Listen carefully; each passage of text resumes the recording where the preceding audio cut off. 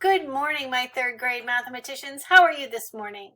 Today I'm going to ask you to go onto the Greg Tang website and do some Kakuma puzzles. So when you log in, you will come to this webpage.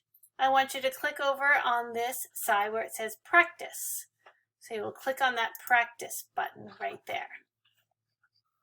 After you have hit the practice button, you will come to this page. I want you to choose the plus because we are going to be practicing our addition. And you can either pick the square puzzle, which is easier, or for more of a challenge, you can click on this pentagonal puzzle.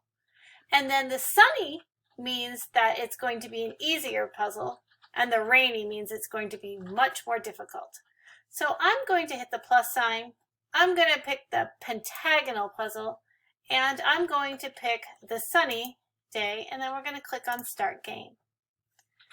From here, it just gives you a little bit of information on how to do it, and this is what the puzzle looks like. So remember, in each pentagon, it's its own number puzzle. What you're looking for are the three numbers that make the fact family.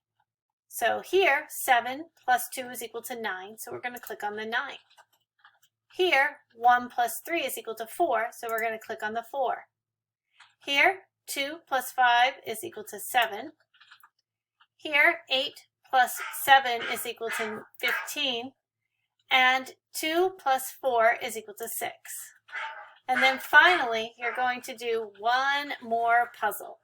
And you're going to look for the two numbers that make a fact family with a third number. So 9 plus 6 is equal to 15. So you're going to click on that, and 15 is the answer to that puzzle. I hope you guys have fun playing your Kakuma puzzle, and let me know what you think. All right, have a great morning.